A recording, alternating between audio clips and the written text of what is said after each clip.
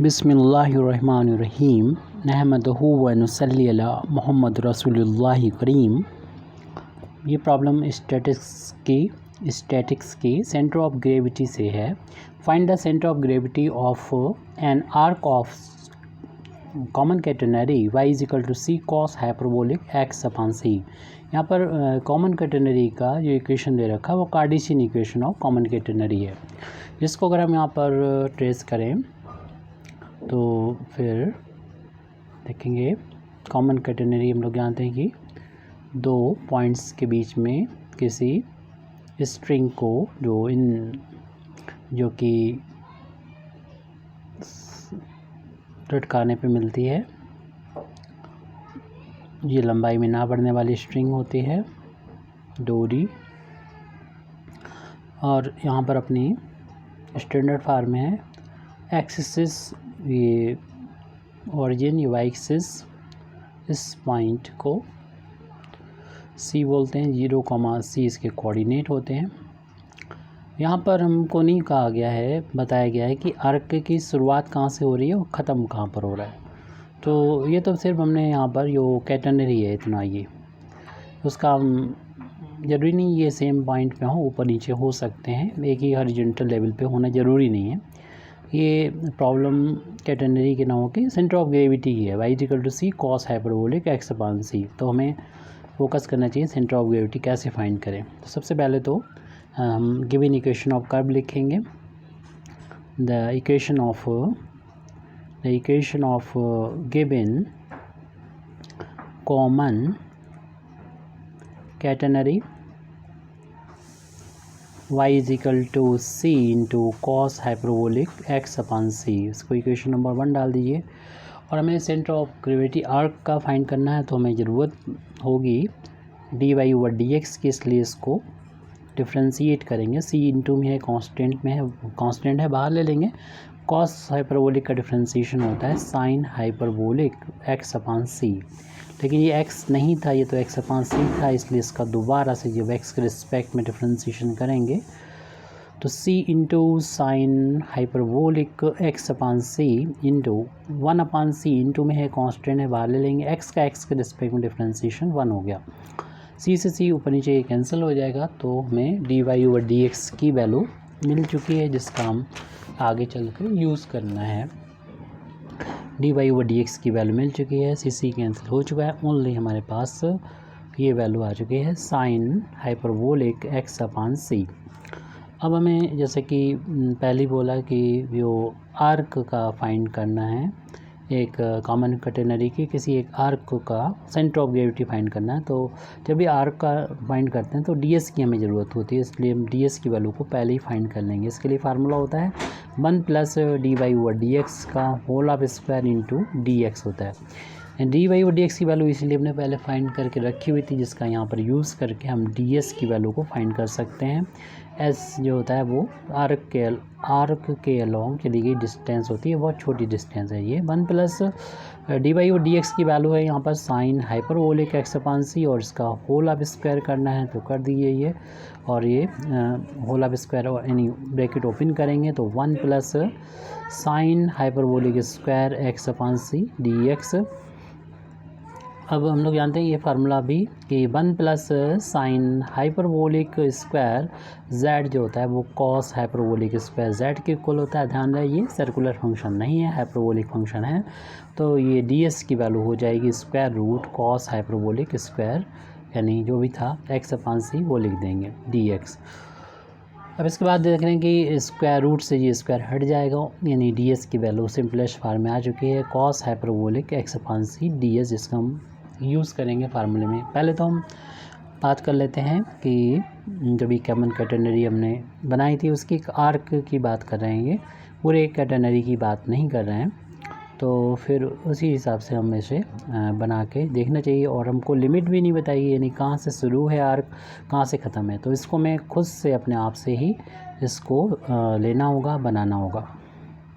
तो यहाँ पर हम कॉमन कैटेनरी को डॉटेड फॉर्म में बना रहे हैं, यानी हम पूरा कॉमन कैटेनरी बना रहे हैं डॉटेड फॉर्म से, और जो हमारे लिए हमारी ज़रूरत है ये एक्स एक्सिस ले लिया हमने, ये ओरिजिन है, वाई एक्सिस है, इसको तो यूजुअली हम ए भी लिखते हैं, ये सी पॉइंट जिसके कोऑर्डिनेट 0, तो एक आर्क बोला, तो आर्क इस शुरुआत माना कि यहाँ पर इस पॉइंट से होती है और ख़त्म ये होता है, यानी ये पी पॉइंट है आर्क के, और दूसरा ये इतने आर्क ले ली, और इस ये पॉइंट हैं जिनके एक्स वाई यानी कार्टेशियन कोऑर्डिनेट सिस्टम में इसके कोऑर्डिनेट भी होंगे।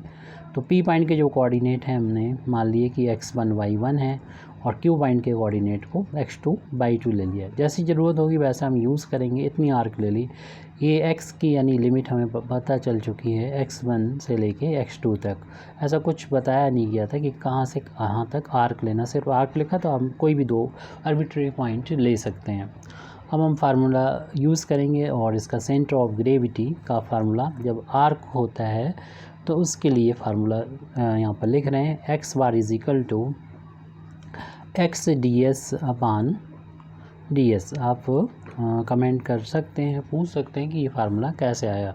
हमें वाई बार की वैल्यू भी लिखना होगी, क्यों सेंटर ऑफ ग्रेविटी यहाँ पर कहीं पर होगा, ज़रूरी नहीं इस पर लाई करे, कहीं पर भी ये हो सकता है। वो पॉइंट यानी जो भी पॉइंट होगा सेंटर ऑफ ग्रेविटी उसको जी से डिनोट करते हैं, माना कि ये पॉइंट होगा कैपिटल जी, तो उसके जो कोऑर्डिनेट को एक्स बार वाई बार से लिखते हैं। और इसका फार्मूला जो होता है यानी आर्क के केस में ये होता है, अगर कि कैसे आया ये आप अलग से पूछ सकते हैं। फिलहाल हमें सवाल लगाने के लिए यहाँ पर यूज़ करेंगे। ऐसे ही वाई बार भी होगा, जिसका हम आगे चल के जब फाइंड करेंगे उसको तब लिख देंगे फार्मूला, इसी तरीके से होगा। एक्स है तो एक्स आ जाएगा, वाई बार है तो वाई आ जाएगा। ये सिर्फ आर्क के लिए ऐसा फार्मूला होता है, बाकी तो आपको मालूम है चेंजेस भी होते हैं, एक्स वाई के लिए एक जैसा नहीं रहता है। तो x bar is equal to, यहाँ पर लिमिट भी अभी हमने नहीं लिखी, जनरल फार्मूला लिखा है।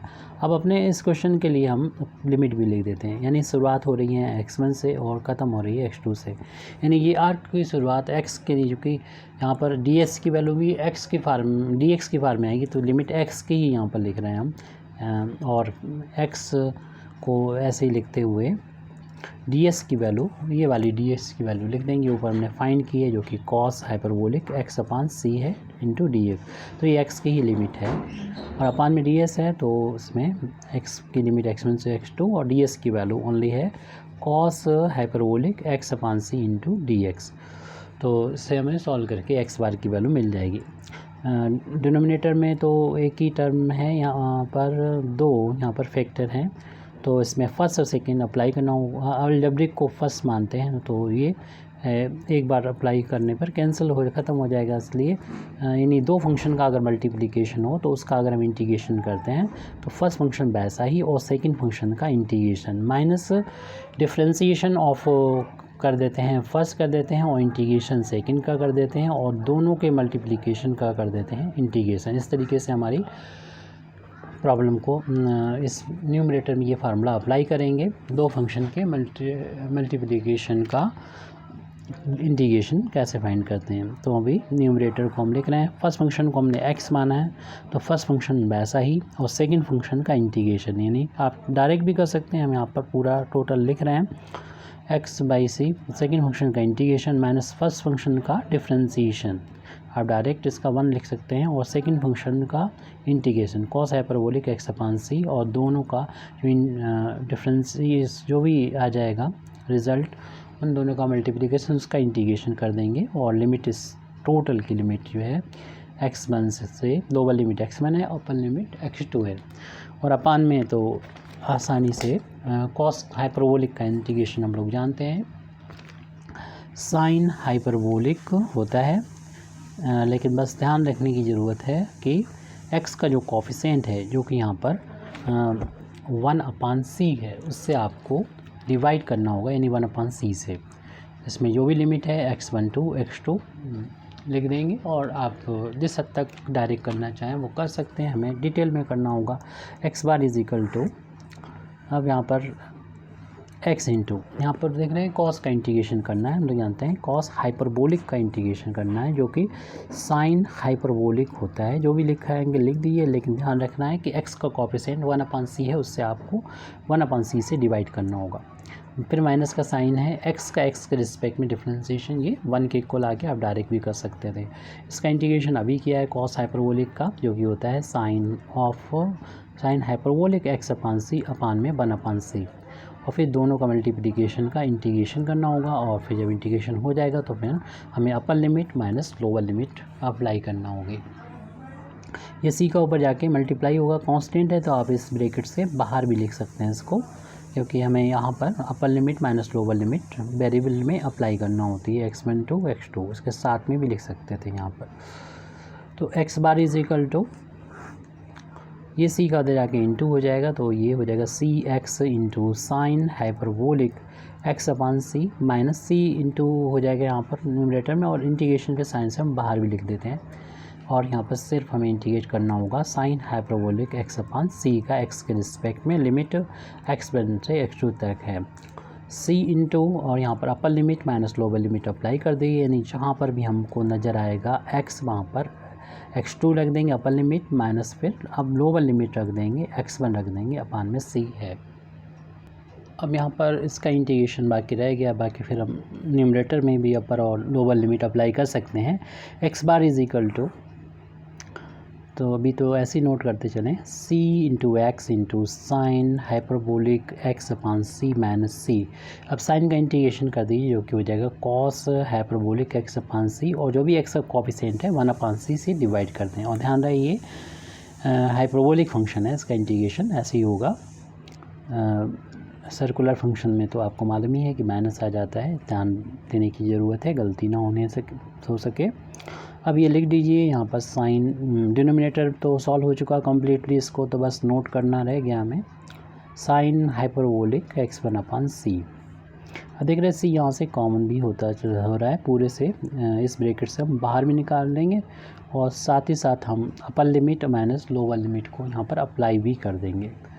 तो सी तो बाहर लिखा लिया ये वाला सी, और यहाँ पर ये वाला सी जो है डबल अपान में है, तो इसका जाके यहाँ पर इंटू हो जाएगा, और अपर लिमिट में पूरे इसमें जहाँ पर भी x मिलेगा x2 रखेंगे, फिर माइनस लोअर लिमिट, तो हमें थोड़ा छोटा लिखना होगा, कर्ली ब्रैकेट में लिख रहे हैं अपर लिमिट को, यानी यहाँ सी निकल चुका है बाहर ये वाला, x की जगह जहाँ मिलेगा वहाँ पर x2 रखना है, और sign hyperbolic x2 upon c minus ये वाला सी ऊपर पहुँच चुका है, और इंटू में कॉस हाइपरबोलिक x2 अपान सी, ये तो हो गई अपर लिमिट हो गई, फिर माइनस लोअर लिमिट, आप यहाँ पर भी x नज़र आएगा, वहाँ पर x1 रखना है, c ये वाला तो बाहर हो चुका है, यहाँ पर x की जगह पर हम रख देते हैं x1 साइन हाइपरबोलिक x की यहाँ पर x1 अपान में c माइनस ये वाला c यहाँ पर पहुँच चुका है, जिसमें हमको रखना है पूरे इसमें जहाँ पर मिलेगा x, वहाँ पर x1 रखना है, क्योंकि अब हम लोअर लिमिट को फाइंड कर रहे हैं।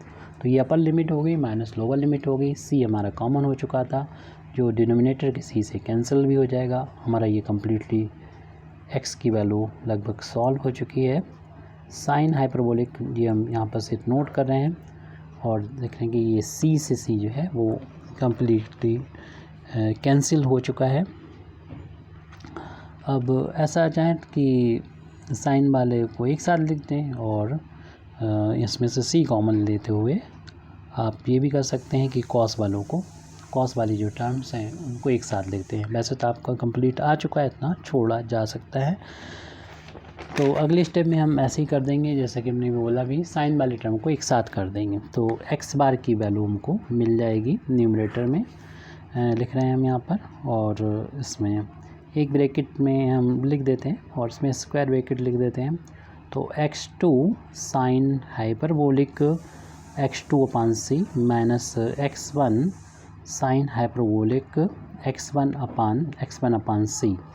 इसके बाद फिर माइनस साइन कॉमन ले लीजिए, क्योंकि हम यहाँ पर इस टर्म को लिख रहे हैं, तो माइनस सी को बाहर ले लेंगे, तो ये टर्म बचेगा, ये प्लस हो जाएगा, और ये टर्म चूँकि माइनस माइनस प्लस हो चुका, और माइनस साइन कॉमन लेंगे तो फिर अगेन यानी ये माइनस बाहर ले लेंगे, तो ये माइनस तो बचेगा इसके साथ में। तो माइनस सी हम कॉमन ले लेते हैं, तो बच रहा है ब्रैकेट में, उसको लिख देते हैं, यानी cos hyperbolic x2 upon c minus cos hyperbolic x1 upon सी। डिनोमिनेटर में कोई भी बदलाव नहीं होगा, वैसे ही लिख देंगे sine hyperbolic x2/c minus sine hyperbolic x1/c।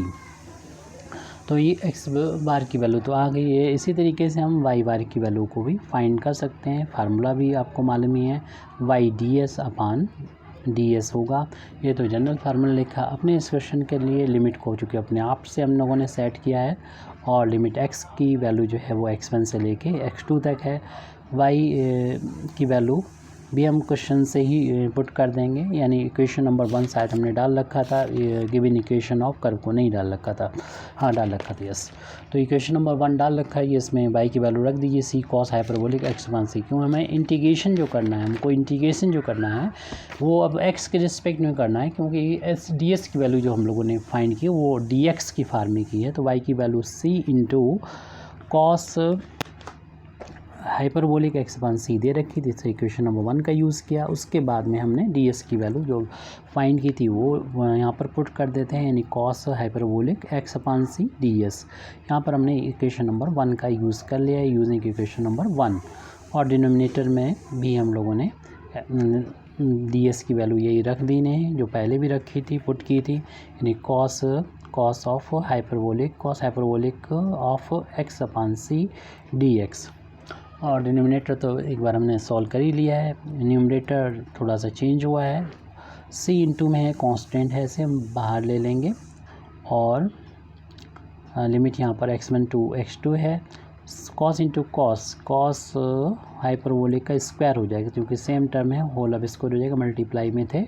अब यहाँ से हमें देखा कोई फार्मूला हम यहाँ पर यूज़ कर सकते हैं, और ये हमने इंटीग्रेशन का साइन अप्लाई कर दिया, नहीं तो हम इसे इंटीग्रेट कर देते। चलिए ऐसे ही लिख दीजिए, हालांकि अभी इसमें काफ़ी स्टेप हैं। जैसे कि हम लोग जानते हैं सर्कुलर फंक्शन में जिस तरीके का फार्मूला हमको मिलता है, वैसे ही यहाँ पर हाइपरबोलिक फंक्शन का भी है। मीन्स मेरा ये है कि कॉस हाइपरबोलिक अगर 2z होता है सर्कुलर फंक्शन में, 2 cos hyperbolic square z minus 1, तो हाइपरबोलिक का भी देखिए ऐसा ही है, कोई बदलाव नहीं है इसमें। तो 1 को ट्रांसपोज करेंगे, जो आ जाएगा लेफ़्ट साइड प्लस हो जाएगा 1 plus cos hyperbolic 2z is equal to 2 cos hyperbolic square z, यानी 2 हटा देंगे तो हमें ये इसकी वैल्यू मिल जाएगी। यानी इस पूरे में हम 1 का इंटू मान के 1/2 कर सकते हैं, 1 प्लस का cos hyperbolic 2z is equal to cos hyperbolic square z। तो z की जगह अपना जो है वो x/c है, तो 2 टाइम्स z हो जाएगी, यानी 2 टाइम्स x/c हो जाएगा। मैं इसको डबल एंगल में चेंज कर रहे हैं ताकि हम इंटीग्रेशन कर सकें आसानी से। तो y बार की अब ये वैल्यू हो जाएगी, c तो हमारा बाहर ये चल ही रहा था, वो उसको नोट कर लेंगे। और लिमिट भी अभी ऐसे लिख दीजिए, अभी इंटीग्रेशन नहीं कर रहे हैं, पहले इंटीग्रेशन के लिए तैयारी कर रहे हैं। तो इसकी वैल्यू लिख देंगे इस फार्मूले के अकॉर्डिंग, 1 प्लस का 1 प्लस कॉस हाइपरबोलिक 2 टाइम्स हो जाएगा, जो भी लिखा है x/c था तो 2 टाइम्स हो गया। अब इसको इंटीग्रेशन कर देंगे, क्योंकि पावर में हो तो अब इंटीग्रेशन इस तरीके से कोई फार्मूला स्टैंडर्ड फार्मूला नहीं है, लेकिन हम लोग जानते हैं कि अगर मल्टीपल में कोई भी हो कितने टाइम्स उतना डिवाइड में आ जाएगा, आराम से इंटीग्रेट हो जाएगा। तो अब इसका तो इंटीग्रेशन कर ही देते हैं। कॉस का हम इंटीग्रेशन होता है साइन हाइपरबोलिक, और जो भी हो x का कोफिशिएंट, यानी यहाँ पर 1/c है तो 1/c से डिवाइड हो जाएगा, जो लिमिट है वो अप्लाई कर देंगे। ऐसा हम पहले x बार की वैल्यू फाइंड करने में भी किया था। 1/2 इंटू में कांस्टेंट है, इसे इंटीग्रेशन के साइन से बाहर ले लेंगे तो हमारी ये y बार की वैल्यू आ जाएगी c, यानी 1/2 और c बाहर हो गए। इंटीग्रेशन अब हमें 2 टर्म का करना है, 1 का करना है, तो ऐसे करते हैं, ऐसे एक ब्रैकेट स्क्वायर ब्रैकेट लगा लीजिए, यानी ये वाला ब्रैकेट को स्क्वायर ब्रैकेट में कन्वर्ट कर दिया और इंटीग्रेशन के साइन को अंदर लेके 1 पर अप्लाई करेंगे, यानी x1 टू x2 1 पर अप्लाई किया, dx हो जाएगा प्लस x1 टू x2 ये कॉस हाइपरबोलिक 2x/c, इस पर अप्लाई कर दिया dx। अब यहाँ पर c जो डबल अपान में है तो इसका ऊपर जाके मल्टीप्लाई हो जाएगी, जैसे इंटीग्रेशन के साइन से बाहर भी लिख सकते हैं, यानी c, और यहाँ पर लिख दीजिए साइन हाइपरबोलिक x/c और इसकी लिमिट x1 से लेके x2 तक। तो यहाँ पर c से c कैंसिल भी कर सकते हैं, क्योंकि ये कांस्टेंट हैं, ऊपर नीचे कैंसिल कर सकते हैं।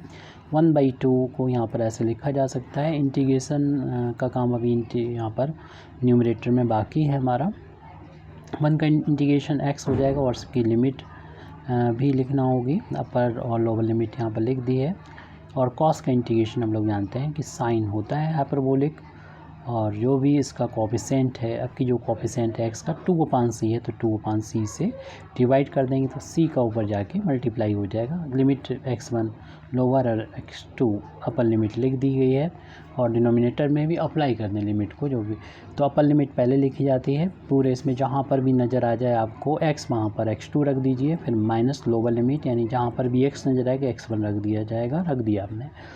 अब इसमें भी अपर लोअर अप्लाई कर देंगे, वाई बार की वैल्यू आ जाएगी। इसमें 1 का इंटू होकर यही आ जाएगा, तो हम 2 को सिर्फ यहाँ पर नीचे ऐसे लिख के दिखा सकते हैं, यानी साइन डिनोमिनेटर को पहले नोट कर दे रहे हैं हम, साइन हाइपरबोलिक, क्योंकि इसमें तो कुछ करना ही नहीं है।